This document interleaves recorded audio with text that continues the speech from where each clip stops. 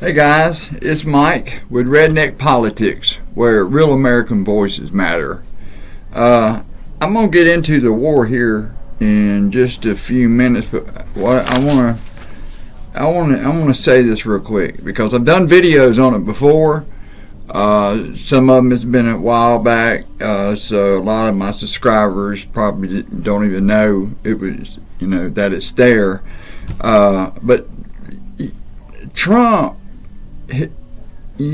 every since Trump first come down that escalator in 2016, it's just one big con job right after another. But when you listen to him, he'll definitely give you a heads up ahead of time on shit he's gonna do.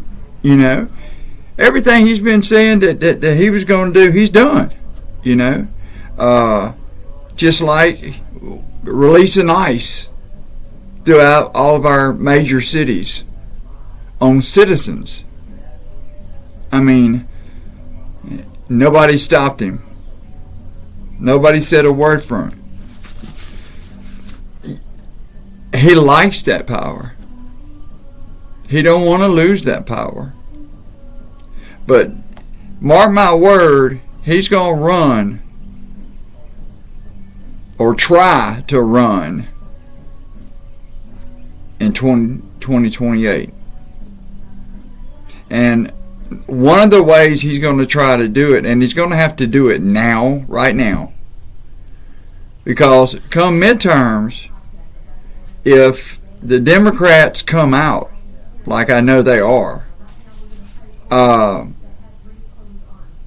we can flip the House, or we could flip the Senate, or we could flip both. See, right now, it is a Republican House, it is a Republican Senate, and it is a Republican White House, right now. And instead of making, time to do good work when he come into office, I mean, there were so many opportunities for him, to do the right thing and to really bend over backwards and help the American people like he said he was going to do when he campaigned. But he didn't. He's just a con, a cheat. This man, he is so vain and he is so conceited about himself that, the polls that come out, I remember used to the polls, if it said anything, even one little negative thing, he freaked the fuck out. Right? Oh no, I got better than that. Them are some fake ass damn polls y'all looking at. Well, it is now all the polls and the polls that he leans towards. You just watch Fox News and they'll be the first one to show you, because they ain't got no choice but to show you that his damn numbers are so low. I mean, it's like approval rating is like 37, and that was before this Iran war popped off, But he needs to keep all three, and so I got a feeling he's going to try to at least win, in the House or the Senate. So. We definitely, I want y'all to keep a lookout for that kind of stuff, and of course I'm going to keep you up to date on all of it as it is, because guys, really nobody wins. War is definitely a bad thing, and people die and places change, and people go through hurt for the rest of their lives because they lost a loved one in a war, and that's not something you want to wish on anybody. There are no winners when it comes to war, period. More than anything, it's costing us right now money, but he is talking about putting boots on the ground over there, and it's going to start out just like anything else he does. We're going to just put these few over there just for this little thing right here. And then it ends up 20 years later, you're looking back going, what happened to that one little thing?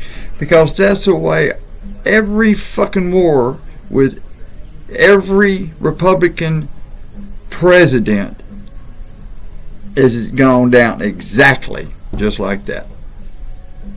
All your Republicans who are saying they are opposed to war, that's a goddamn lie, because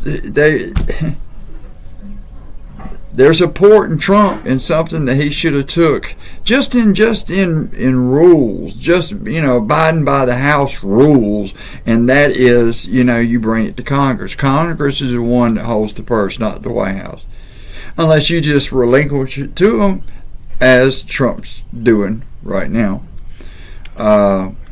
But right now, I just found out a few minutes ago, now we have lost our 8th American soldier over there. One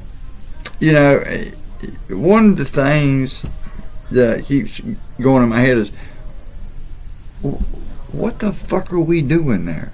I mean, it's like, what is it that we're really there for? Because I keep hearing all these different reasons and excuses, and you're getting them from the Secretary of Defense Hegseth, you're getting it from Trump, you're getting it from, and every one of them's got a different side to this. Every one of them is saying something totally different. So just coming out the gate right now, people already know that they're pitching a bunch of bullshit, but again, now they're saying that, well, it's because in about another week, and they would have had enough enriched uranium to have a nuclear warhead.